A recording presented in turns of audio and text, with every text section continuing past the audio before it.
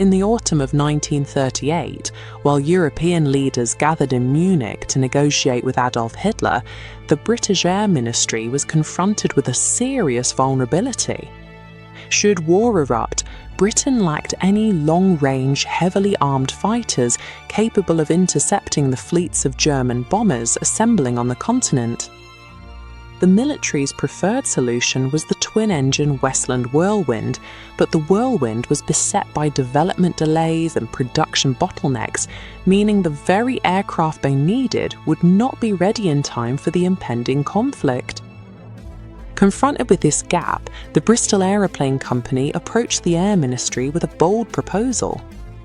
Rather than spending years developing a new fighter from scratch, they proposed to build one straight away by adapting an existing aircraft design. With the threat of aerial bombardment hanging over London, military planners put speed of delivery ahead of optimal performance. The Air Ministry ordered this improvised aircraft straight from the drawing board to address the immediate strategic crisis. The basis of this new fighter was the Bristol Beaufort torpedo boller. Engineers took the Beaufort's wings, landing gear, and entire tail section directly from the active production line. They combined those bomber components with a new slimmer fighter fuselage and fitted two 1,500 horsepower Bristol Hercules radial engines to the wings. The resulting aircraft packed a fearsome punch, 4 20mm cannons in the nose and 6 machine guns in the wings. Although it was heavily armed, the mismatched drag-heavy airframe meant it struggled to top 300 miles per hour. However, by inheriting the Beaufort's double-spar bomber wings and thick structural frames, the airframe had tremendous rigidity and physical strength. The Bristol Beaufighter was a stubby, compromised stopgap, yet its rapid construction and huge payload capacity gave the Royal Air Force the heavy-hitting platform it needed as the war began. In the autumn of 1940, the Luftwaffe switched to relentless nighttime bombing raids over London and other British cities.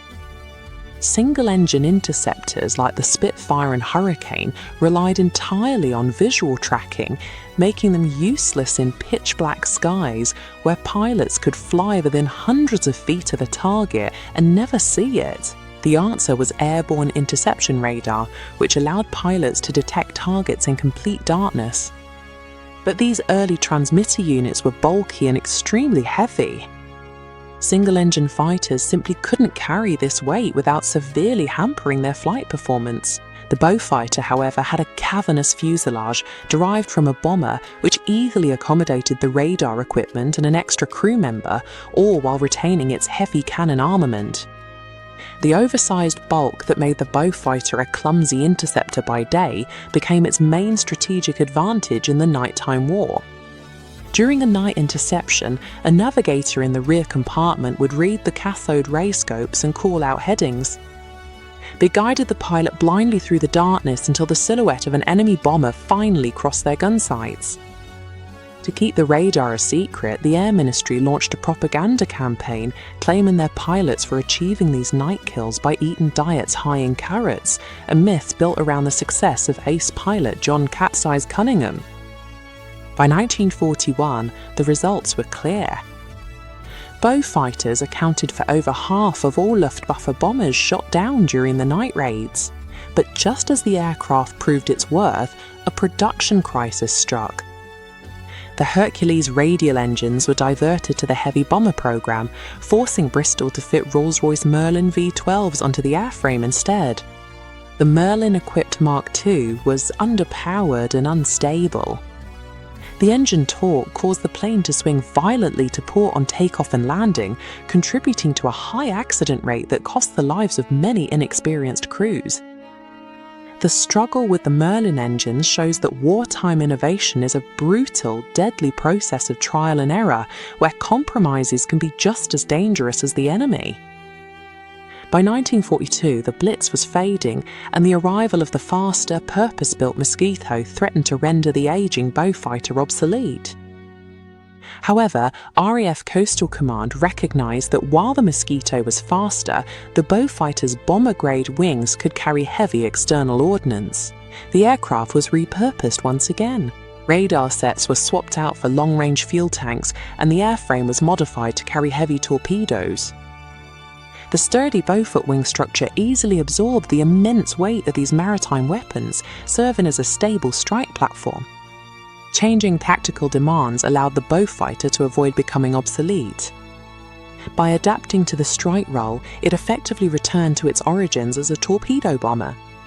In mid-1942, the Beaufighter was deployed to the Pacific and Mediterranean theatres, where it excelled at low-level attacks against targets in the jungle and at sea. Here, the engineering of the Hercules engine offered a unique tactical advantage. Its sleeve valve system lacked the noisy mechanical clatter of traditional engine valves, making the radial engines remarkably quiet. This acoustic peculiarity led to the whispering death phenomenon, enabling pilots to carry out silent, low-altitude approaches that took enemy ground forces completely by surprise. In late 1942, Coastal Command organized these aircraft into strike wings, overwhelming German convoys with coordinated barrages of rockets and heavy cannon fire. The Beaufighter's legacy is defined by its modular, improvised origins. Its robust airframe and high payload capacity provided a dependable platform that outlasted more specialized aircraft simply by adapting to every crisis the war presented. By March 1943, Allied forces in the Pacific were confronted with a dire logistical challenge. They needed to find a way to completely cut off the maritime supply lines sustaining Japanese troop convoys. The Royal Australian Air Force rose to that challenge during the Battle of the Bismarck Sea with a terrifying flight profile. Rather than bombing from high altitude, their crews dropped down to mast height, skimming the ocean just inches above the waves. Approaching the convoys head-on at high speed, the pilots opened fire. Each aircraft was a flying battery, unleashing a barrage from 4 nose-mounted 20mm cannons and 6 wing-mounted machine guns. This concentrated wall of lead swept across the transports from bow to stern. The fire was so intense it physically tore apart anti-aircraft emplacements and neutralized the crews before they could even acquire their targets. The sinking of 12 Japanese vessels at the Bismarck Sea at the cost of just 5 aircraft proved the effectiveness of this new approach. By combining low-altitude agility with immense forward firepower, the RAAF developed a strike doctrine that left Japanese escorts with no effective defense. The crews carrying out these brutal strikes operated under an eerie nickname, the Whispering Death. Japanese ground forces remarked on the strange acoustic paradox of a massive, heavily armed twin-engine fighter that could approach in almost complete silence. The source of this stealth was the Bristol Hercules radial engine. Instead of traditional poppet valves clattering up and down, the Hercules used a sleeve valve, a smooth, sliding cylindrical mechanism. This sliding motion eliminated the loud mechanical noise typical of large wartime engines. For the failures on the targeted ships, the design was a death sentence. Because the engines were so quiet, the true roar of the aircraft often came only after the pilot had already fired his cannons and flown overhead. This acoustic engineering gave the Beaufighter its legendary status in 1943. But in a strange twist of fate, the very complexity that made the plane silent is exactly what keeps it grounded today. As the war progressed, the threat shifted. The German Kriegsmarine began deploying specialized flagships, vessels equipped with dense anti-aircraft batteries specifically to counter these low-level strikes. To survive in this new environment, the Beaufighter had to evolve. It needed to carry heavier armor-piercing rockets and bulkier torpedoes without losing the 320 mph speed it needed to escape the flak. Bristol responded by introducing the Hercules Mark 17 and 18 engines. These upgraded radials pushed the aircraft's performance past 1,735 horsepower, providing the raw lift needed for its expanding arsenal.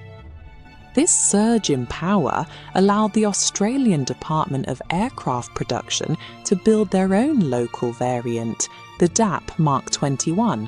It was a reinforced, highly adapted machine designed to dominate the Pacific. By scaling up its engine output, the Beaufighter transcended its original role as a night fighter. It became the premier multi-role assassin of the late war, fully capable of hunting anything on the water. After 1945, the aircraft's battlefield shifted from the open sea to the dense, humid jungles of Southeast Asia during the Malayan Emergency. RAAF squadrons 45 and 84 were deployed to these rugged interior regions to support counterinsurgency operations. A massive engine power developed for maritime strikes now served a different purpose, allowing the planes to carry heavy rocket and bomb loads directly into the jungle canopy. This brutal campaign in the late 1940s marked the final operational chapter for the Beaufighter before it was finally withdrawn from frontline combat. The same mechanical ruggedness that allowed the aircraft to survive over the Pacific made it uniquely capable of dominating the Southeast Asian jungle before its retirement. Nearly 6,000 Beaufighters were manufactured during the war, yet today only 7 relatively intact airframes survive. Of those 7, not a single one is currently in airworthy condition.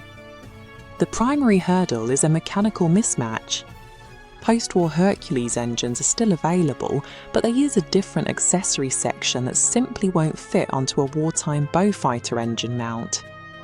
This has created a global crisis for restorers. To get a Beaufighter back in the air, they need the original wartime spec sleeve valve engines, which have become vanishingly rare. It is a tragic mechanical irony.